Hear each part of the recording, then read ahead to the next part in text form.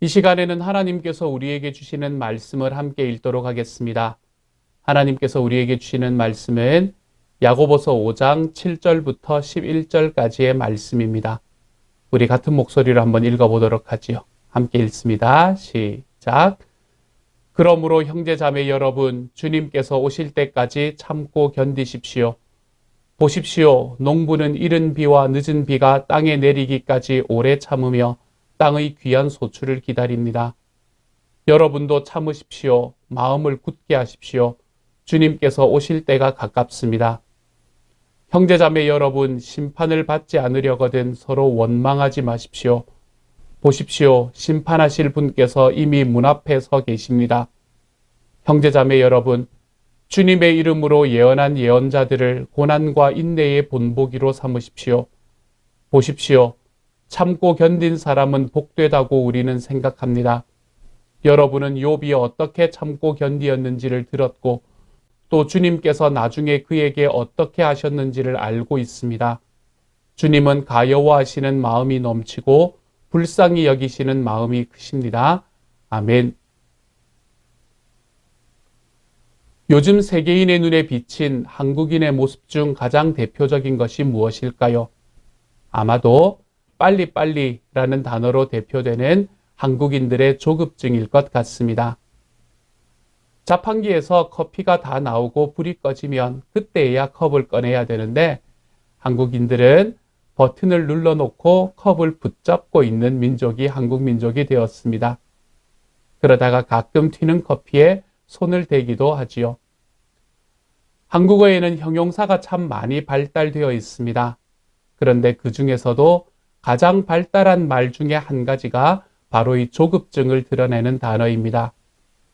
빨리빨리, 날쌔게, 얼른, 금세, 당장, 성큼, 선뜻, 후딱, 속히, 즉시, 신속하게, 잽싸게. 이러한 조급증이 신앙생활에도 자주 나타날 때가 있습니다. 기도는 하지만 하나님의 뜻과 하나님의 응답을 기다리지 못할 때가 많습니다. 많은 경우에 교회 생활 중에 조그마한 갈등이 있으면 그것을 견디지 못하는 때도 있습니다.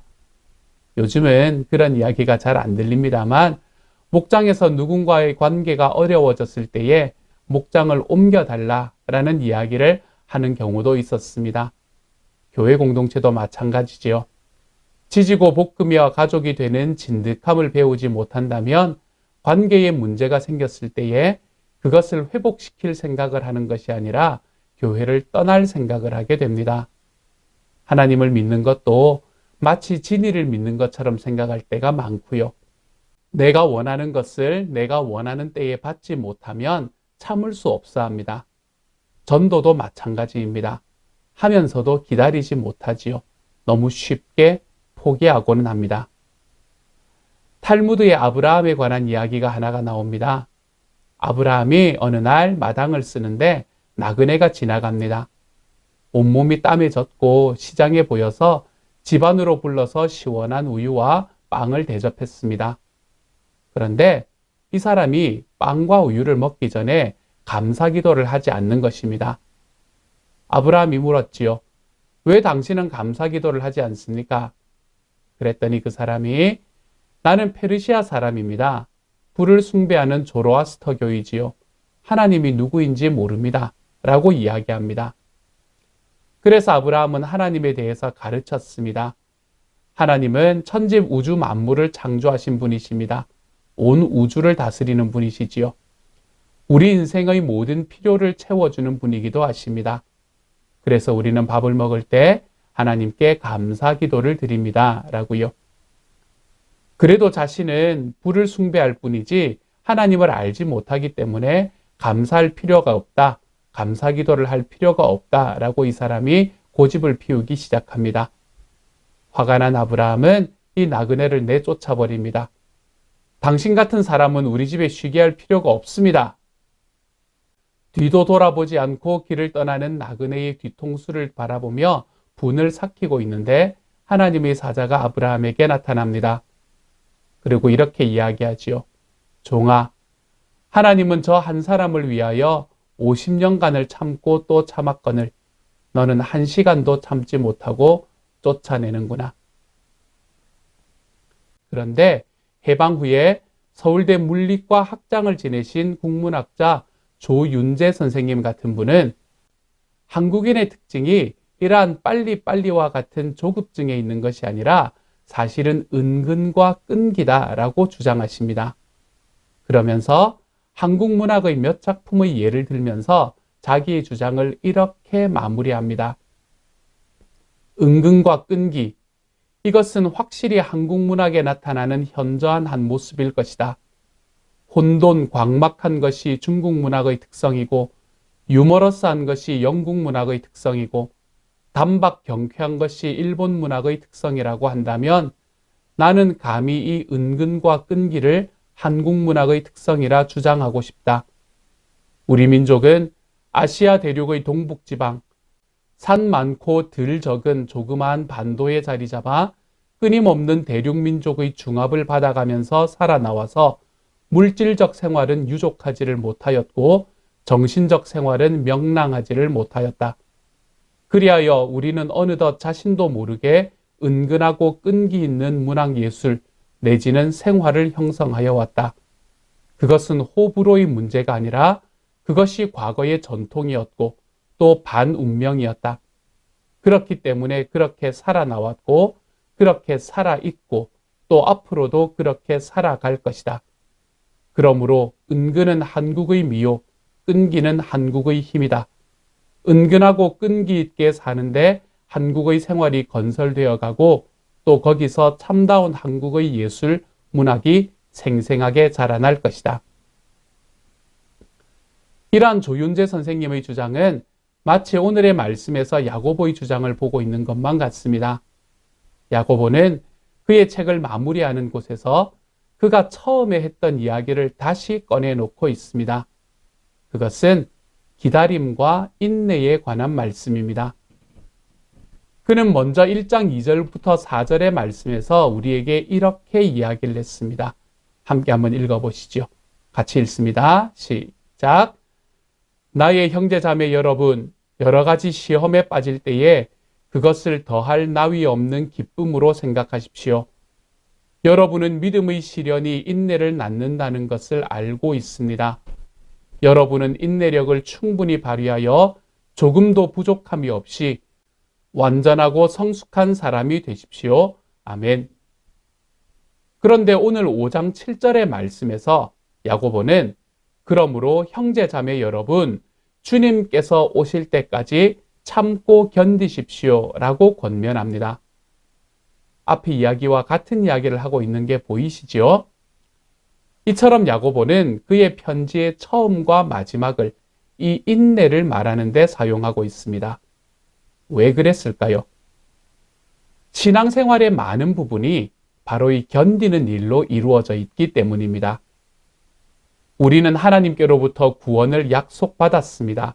그렇지만 그 구원에 이르는 길은 대부분 하루하루 순간순간 하나님을 의지하고 그 약속을 붙들고 견뎌내야 하는 일상의 시간으로 채워집니다.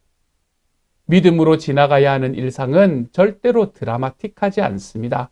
사실 뜻대로 안 되는 일이 더 많습니다. 하나님의 말씀이 참되지만 그 참된 말씀이 진실로 참된 것임을 깨닫는 데는 시간이 오래 걸립니다. 우리는 신앙이 이렇게 기나긴 과정을 포함한다는 사실, 그리고 그 구원이라는 결말은 그 오랜 기다림과 인내의 끝에서 맛보게 된다는 사실을 자주 잊어버립니다. 야고보는 그래서 오래 참으라 라고 시작에서도 끝에서도 강조하고 있는 것이지요. 자, 그렇다면 인내가 왜 이렇게 중요한 것일까요? 먼저 7절의 후반부는 인내를 설명하면서 농부의 예를 들고 있습니다. 이렇게요. 같이 한번 읽어보십시다. 시작. 보십시오. 농부는 이른 비와 늦은 비가 땅에 내리기까지 오래 참으며 땅의 귀한 소출을 기다립니다. 아멘. 그런 다음에 8절에서는 이런 농부들처럼 여러분도 오래 참고 인내하라라고 권면합니다. 이 말씀은 전후 문맥을 바라보면 너무나 흥미롭습니다. 왜냐하면 이 7절의 말씀이 앞서 나타난 불의하고 세속적인 땅 주인들의 삶의 열매와는 극적으로 대조를 이루고 있기 때문입니다. 그들은 거대한 땅을 소유했지만 불의하게 재산을 모으고 세속적인 정욕에 따라 그 재산들을 허비하였습니다. 이런 어리석은 부자들에게 인내란 필요도 없고 의미도 없는 것입니다. 그들은 사실 인내할 필요도 없었을 것입니다. 농사를 짓는 것도 아니고 그들은 비를 기다리는 것도 아닙니다. 소작농들에게서 정한 수확물을 받거나 혹은 불리한 조건들을 통해서 그것을 탈취하면 되었기 때문입니다. 그래서 그들에게는 그 인내의 결과인 열매도 없습니다. 그들은 불법하게 받거나 탈취한 수확물로 사치하며 불의함 속에서 썩어갈 뿐이었습니다. 그렇지만 농부들은 다릅니다. 그들은 인내하고 때를 따라 돕는 은혜를 기다려서 마침내 열매를 맺습니다. 특별히 이 수확이 물질적인 수확을 넘어서 그들 속에 심긴 하나님의 말씀의 생명, 그 썩지 않는 씨앗의 열매를 거두는 것으로 그 의미가 확장될 때 이들에게는 인내가 무척이나 중요해집니다. 믿음이 그 열매인 구원에 이르기까지의 과정 속에서 인내는 매우 중요합니다. 그래서 오늘의 본문은 이 짧은 말씀 속에서 인내에 해당하는 단어들을 6번이나 사용합니다. 4번은 적극적인 방식으로 오래 참는 것을 의미하는 마크로수메오라는 단어를 사용하고 2번은 수동적인 방식으로 어떤 무거운 압박 가운데에서도 그것을 견뎌낸다라는 의미인 휘포메노라는 단어를 사용합니다. 이를 해석하는 방식은 여러 가지이지만 수동적이든 적극적이든 오랜 기간이든 무거운 강도이든 우리는 인내할 줄 알아야 합니다. 사실 신앙생활 속에서 요구되는 인내는 다양합니다. 주님의 이름으로 말하고 증거하다가 당하는 핍박도 견뎌야 하지만 주변 사람의 허물과 잘못 때문에 고통을 견뎌야 하거나 혹은 남이 아닌 자신의 어쩔 수 없는 허물과 부족함 때문에 생긴 고난도 견뎌내야 합니다. 예언자들의 경우처럼 이유를 명확히 알 수 있는 고난도 참아야 하지만 욥의 경우처럼 그 이유를 분명히 알 수 없는 고난의 경우도 어쩔 수가 없습니다. 때로는 명분이 떳떳한 고난도 있습니다. 그렇지만 자주 초라하고 부끄럽지만 주님의 온전케 하심을 기다리며 견뎌내야 하는 고난도 존재하지요. 이렇게 시험이 여러 가지인 것처럼 인내도 우리의 삶에 여러 방면에서 요구됩니다. 그렇지만 한 가지 기억할 일이 있습니다. 성도의 인내는 그저 막연한 것이 아니라는 사실입니다. 그저 있으면 좋고 없으면 어쩔 수 없는 그런 인내가 아닙니다. 성도 인내는 어떻게 보면 짜릿한 인내라고 이야기할 수 있습니다. 왜 그럴까요? 먼저 첫 번째로 우리의 인내는 곡식이 자라는 것과 같기 때문입니다. 우리의 인내는 막연하지 않습니다. 밭에 심어놓은 농작물은 우리가 잠들고 있는 상태에서도 무럭무럭 자랍니다. 잘 견디기만 하면 시간은 내 편입니다. 세상은 시간이 지날수록 쇠락하고 없어지지만 그리스도인은 정반대입니다. 겉사람은 힘이 빠지고 낡아질지도 모르지만 우리의 속은 날마다 새롭게 됩니다. 현재 우리가 겪은 고난은 장차 우리에게 나타날 영광에 견주면 아무것도 아니라고 나는 생각합니다. 라고 바울은 로마서 8장 18절에서 고백했지요. 우리의 인내는 내가 과연 돌을 터득해서 해탈을 할 수 있을지 없을지를 모르는 채로 그저 가고 또 가야만 되는 그런 구도의 길이 아닙니다. 오히려 이미 길이 되신 예수 그리스도의 생명을 이미 받아 그 생명이 우리 안에서 피어나고 열매 맺도록 기다리고 인내하는 살아있는 소망의 연속이며 그 과정마저 주님께서 믿음을 통해 지키시고 능력을 주시고 붙드시며 인도하시는 확실한 길입니다. 그래서 우리의 인내는 짜릿합니다. 결과가 기쁨이라는 것을, 승리라는 것을 우리는 인내 속에서 이미 알고 있기 때문입니다. 두 번째로, 우리의 인내는 외롭지 않은 기다림이기 때문입니다. 아까 우리가 읽은 7절의 말씀을 보면 주님께서 오실 때까지 참고 기다리라 라고 말합니다. 그리고 곧 이어서 농부는 땅의 소출을 기다리는데 이른 비와 늦은 비가 땅에 내릴 때까지 참으며 걸어간다 라고 말하지요. 그러므로 이 말씀을 정리해 보면 우리는 이 땅에서의 예수 그리스도의 재림만을 기다리며 이 땅에서 홀로 버티고 인내해야 한다고 말하는 것이 아닙니다. 사실 이른 비와 늦은 비란 지중해 지역에서 나타나는 현상으로 씨를 뿌릴 때의 필수적인 이른 비는 11월에 내리고 추수할 때 정말 중요한 늦은 비는 4월경에 내리는 비를 의미했습니다. 그러므로 지금 농부는 최종적인 열매인 추수만을 기다린다고 하기보다는 그 열매를 기대하면서 실제로는 이른 비와 늦은 비를 기다리고 있는 것이지요. 그러므로 이 7절의 말씀은 주님의 최종적인 심판의 때, 재림의 때를 기다리면서 이를 부득부득 갈며 우리의 현실을 홀로 버텨내라는 말이 아닙니다. 그런 인내를 말하는 게 아니에요. 그 과정에서 주님께서 이른 비와 늦은 비처럼 임하실 것이라는 사실을 우리에게 보여주고 있는 것입니다. 그래서 인내는 진정 견딜 만한 것이 됩니다. 우리가 참고 기다리면 너무 늦지 않게, 너무 지치지 않게, 너무 낙심하기 전에 주님께서는 이른 비와 늦은 비로 위로하시듯 때를 따라 돕는 은혜와 긍휼로 찾아오십니다. 그래서 최종적으로 열매를 맺을 때까지 인내할 수 있도록 늘 도우시지요. 농부는 씨를 뿌리고 열매를 기대하며 중간중간 적절한 때에 비가 올 것을 기다립니다. 항상 쉽게 때 맞추어 오는 것은 아니겠지만 그래도 확신을 가지고 기다립니다. 그리고 아주 늦지 않게 적절한 비가 내립니다. 파종 후에 내리고 추수 전에 내려줍니다. 그러다가 마침내 열매를 맺는 때가 옵니다. 그러므로 농부의 기다림은 그 과정에서 위로와 격려를 받는 계기들로 가득하게 채워져 있습니다. 우리들도 마찬가지입니다. 씨앗이 땅에 뿌려진 후 열매 맺기까지 아주 버려져 있지 않은 것처럼 우리의 인내도 마찬가지입니다. 주님께서 최종적으로 오셔서 이 모든 일의 결말을 내시겠지만 그분의 임재는 여러 때에 여러 모양과 여러 방식으로 우리의 삶에 찾아옵니다.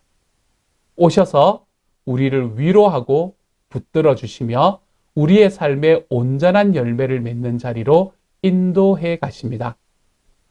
이처럼 우리의 인내는 주님과 함께하는 외롭지 않은 인내가 됩니다. 힘이 들 때에는 주님께서 함께 하셔서 우리 삶의 과정을 함께 넘어가 주시는 분이 되십니다. 그래서 우리의 인내는 짜릿합니다. 그렇지만 아무리 출발과 끝이 확실하고 심긴 말씀과 맺어질 열매가 확실해도 그 과정에서 힘들어 넘어지려고 할 때마다 주님께서 함께 해주신다고 하더라도 실제로 인내하고 오래 참는 일이 결단코 쉽지도 즐겁지도 않을 수 있음을 야고보는 잘 알고 있었습니다. 한자어의 참을 인자는 마음 심자 위에 칼 도자를 쓰고 있습니다. 참는다는 것은 칼로 마음을 베는 것처럼 아플 수 있다는 뜻이지요.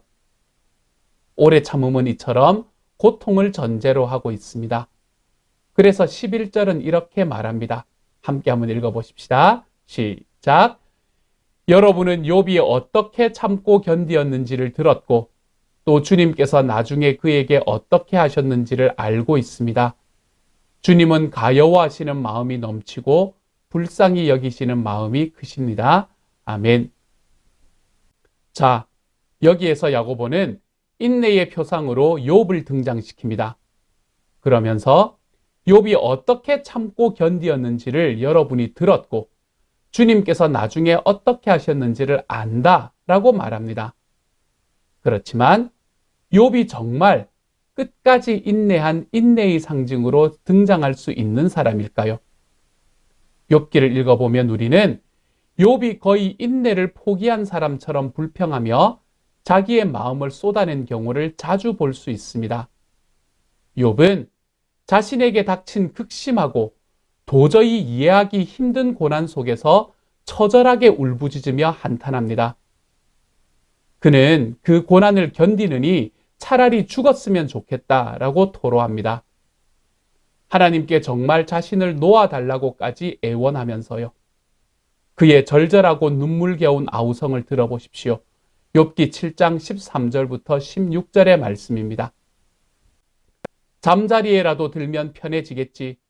깊이 잠이라도 들면 고통이 덜하겠지 하고 생각합니다만 주님께서는 악몽으로 나를 놀라게 하시고 무서운 환상으로 저를 떨게 하십니다. 차라리 숨이라도 막혀버리면 좋겠습니다. 뼈만 앙상하게 살아있기보다는 차라리 죽는 것이 낫겠습니다. 나는 이제 사는 것이 지겹습니다. 영원히 살 것도 아닌데 제발 나를 혼자 있게 내버려 두십시오. 내 나날이 허무할 따름입니다. 지금 욥은 하나님이 너무나 원망스럽습니다. 자기가 왜 이런 상황이 되었는지 따지고 싶습니다. 왜 주님이 자기를 이렇게 괴롭히시는지 말입니다. 지금 이 고통의 진짜 원인이 무엇인지는 알고 싶지도 않습니다. 너무 괴롭기 때문에 모든 책임은 하나님께 있다고 여겨집니다. 그래서 생명을 주신 하나님을 원망합니다. 하나님께 심한 말로 대들어 그분의 마음을 아프게 할 수만 있다면 얼마든지 그러고 싶어 합니다. 그의 쓰디쓴 원망, 이것을 다시 한번 들어보십시오. 내 일이 잘 되기라도 하면 주님께서는 사나운 사자처럼 나를 덮치시고 기적을 일으키시면서까지 내게 상처를 주려고 하셨습니다. 주님께서는 번갈아서 내게 불리한 증인들을 세우시며 내게 노여움을 키우시고 나를 공격할 계획을 세우셨습니다. 주님께서 나를 이렇게 할 것이라면 왜 나를 모태에서 살아나오게 하셨습니까? 차라리 모태에서 죽어서 사람들이 눈에 띄지나 않았더라면 좋지 않았겠습니까? 생기지도 않은 사람처럼 모태에서 곧바로 무덤으로 내려갔더라면 좋았을 것입니다.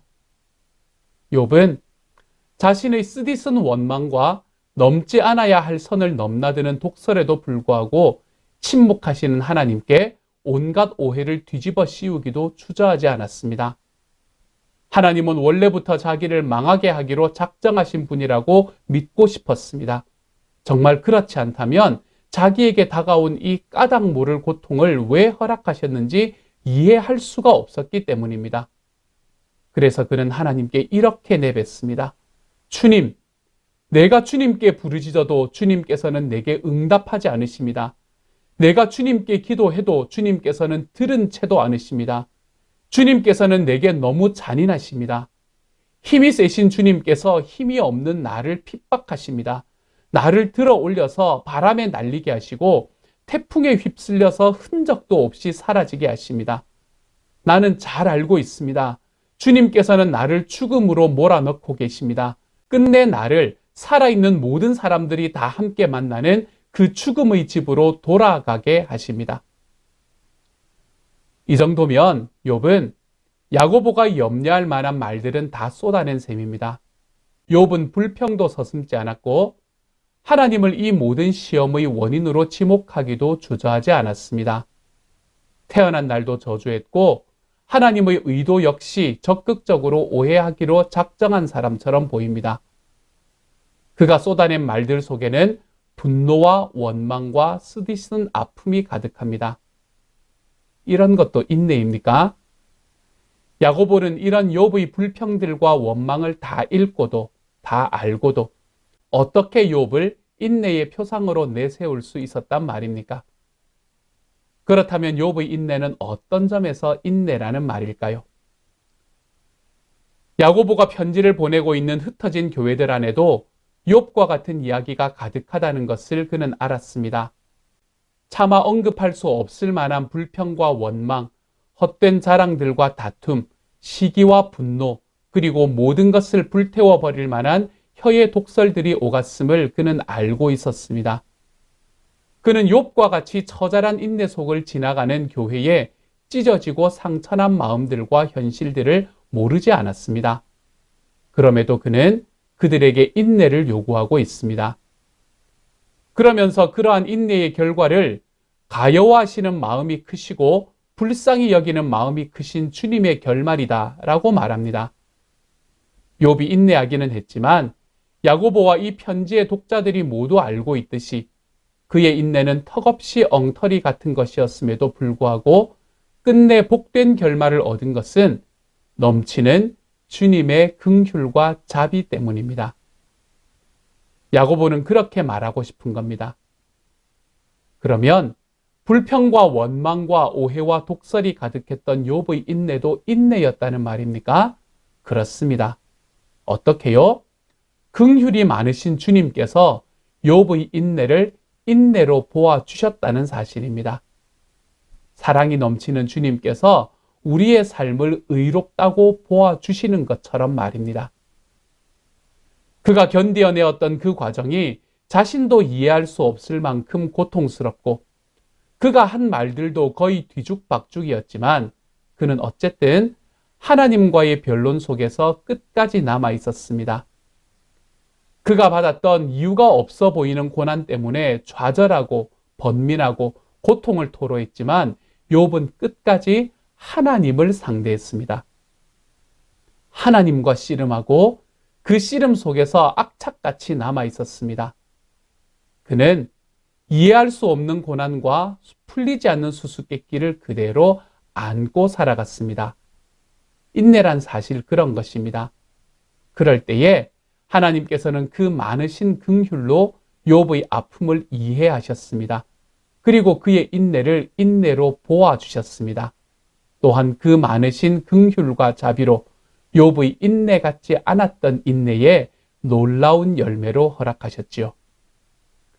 사실 처음부터 야고보서에서 나타나는 온전함, 즉 이 인내의 열매인 온전함은 하나님의 선물입니다.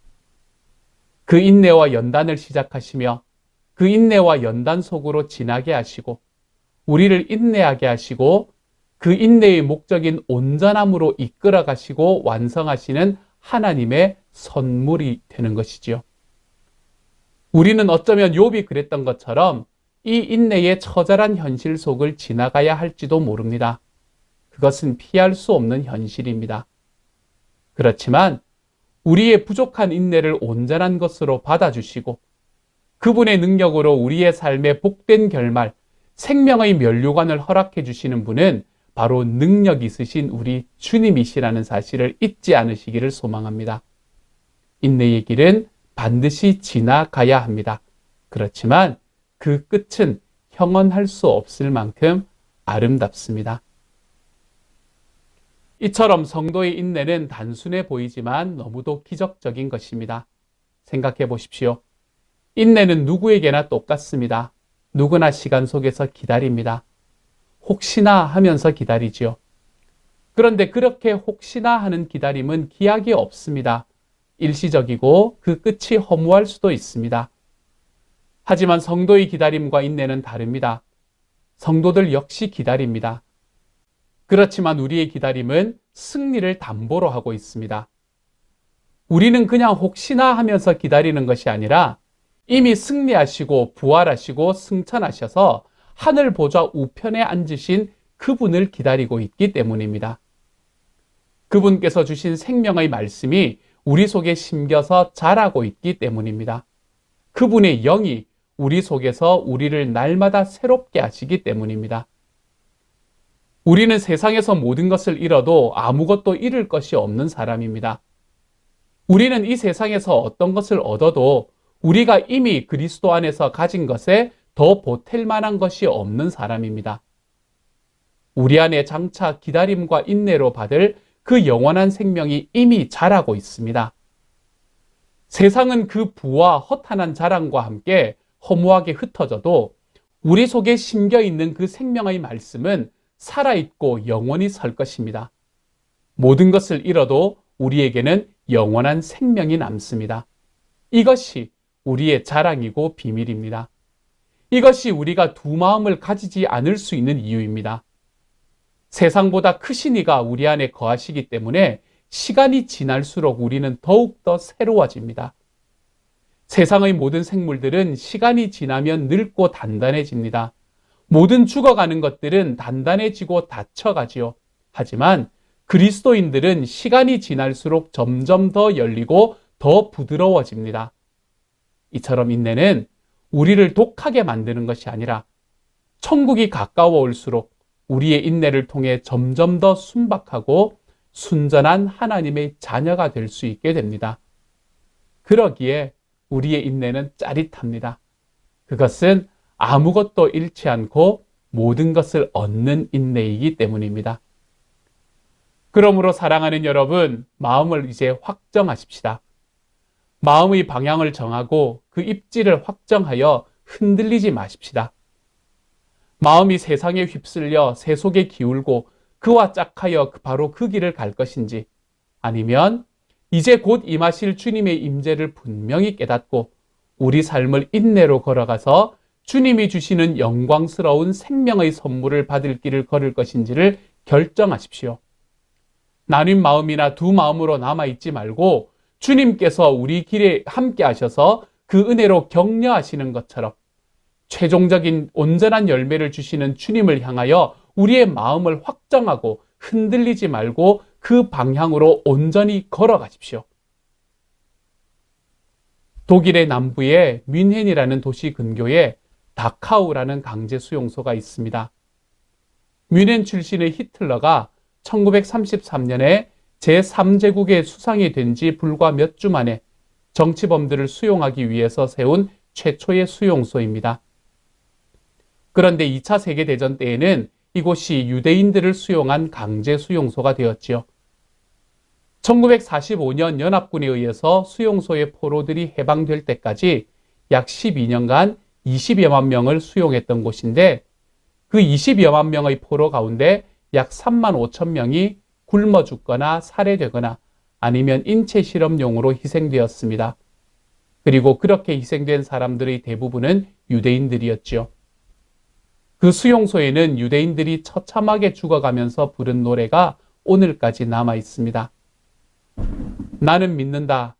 태양이 빛나지 않을 때에도 태양이 있음을, 사랑을 느끼지 못할 때에도 사랑이 있음을, 하나님이 침묵하실 때에도 하나님이 계심을, 영원한 평화의 그날이 이 땅 위에 오리라는 것을, 더딜지라도 그날이 반드시 오리라는 것을 나는 굳게 믿는다.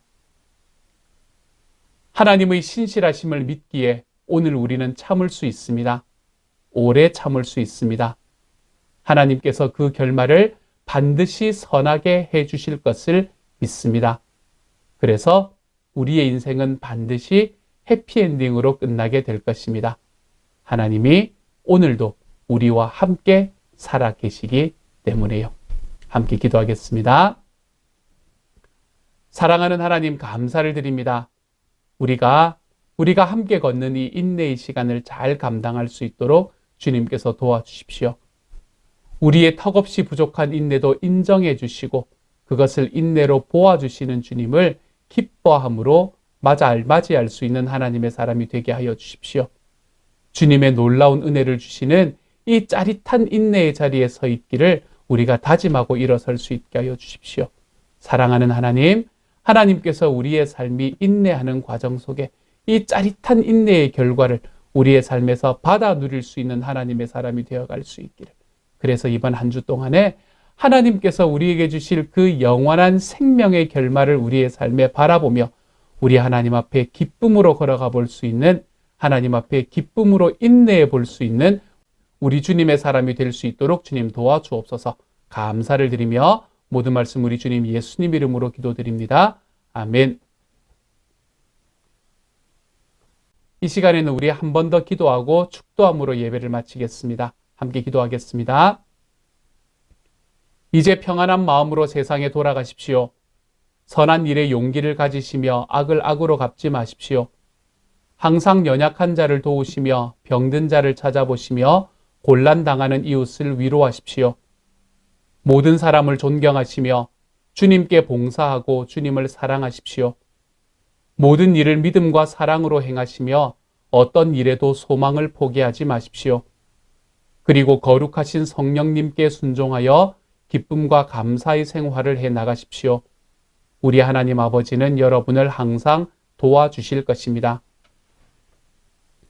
지금은 우리를 죄에서 구원해 주신 우리 주 예수 그리스도의 은혜와 하나님의 사랑과 성령님의 교통하시는 은혜가 승리하신 주님과 함께 걷는 인내의 시간을 잘 감당하여 우리의 턱없이 부족한 인내에도 인정해 주시며 주님의 놀라운 은혜의 열매를 주시는 이 짜릿한 인내의 자리에 서 있기를 다짐하고 일어서는 모든 시온 영락 식구들에게 지금부터 영원토록 함께 계시기를 간절히 축원하옵나이다. 아멘.